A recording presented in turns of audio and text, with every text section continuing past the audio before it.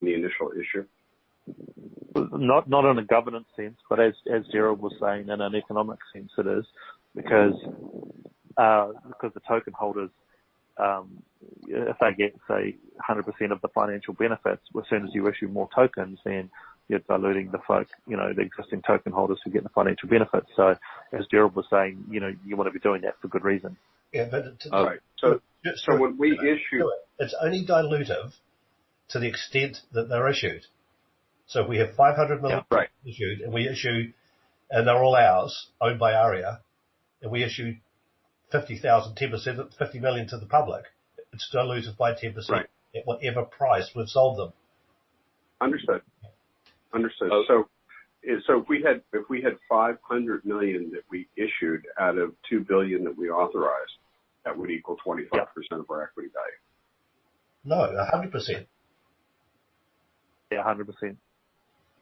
If 100% because they're authorized. Yeah. No, because because they're the only tokens that actually exist. They're the only tokens that have actually been issued. Understood. Yeah. So on the day of the transaction, where ARIA contributes all of its operating companies into the subsidiary in exchange for 500 million tokens, on that day, ARIA will have experienced no dilution whatsoever. It's just altered the construct through which it's operating. When it sells the first 70 million in September, it will have diluted by whatever that is, 12 or 15%, but it will have picked up $35 million. And to answer Sharon's question, it sits on the balance sheet and it's called an investment asset. And I have pulled a couple of examples of New Zealand managed investment schemes. I've pulled their financials. It's all very, very straightforward. They're audited.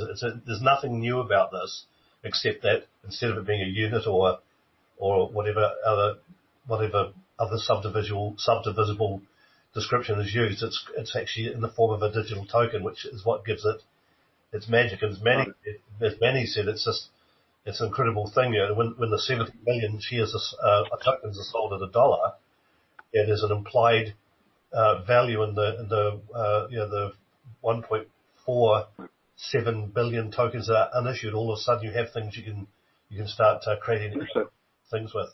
Got it. Dean, one other just question in equity, and that is, if and when ARIA makes an acquisition, and we wanted to use shares versus cash to make an acquisition, how would that occur? You would use tokens. Are you talking about ARIA, the publicly listed company, or are you talking about ARIA, the managed investment scheme? Well, it's a good question. If as ARIA as the public company, that's one question, and ARIA as the managed investment scheme is another question. Yeah. It's actually two questions. Where would be the preference? We would buy them with tokens. So if we buy them with tokens, if we bought a company with tokens, we would do it through the investment scheme. That's correct. So you'd actually have flexibility. Like if you wanted to have, if there was going to be an acquisition which is kind of not a core part of and not really part of the ARIA ecosystem as such, but maybe something complementary or just something really quite different, you could actually, in theory, the parent company could acquire that and for shares. Obviously, the parent company's asset at this point is tokens, is the tokens issued from ARIA and Nuco. But you would have flexibility as to whether it was the parent company that, it just depends whether you want it to be part of the ARIA ecosystem or not. Because if it's with the ARIA parent company, it is sitting off a bit to the side because the whole sort of platform and ecosystem is supposed to be tied up in ARIA and Nuco.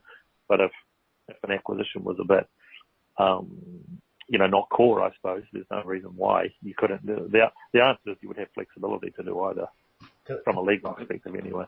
Dean, will the token company be the sole contracting party with the investors? Surely the parent company would have to enter into it as well. with, for example, No, a covenant?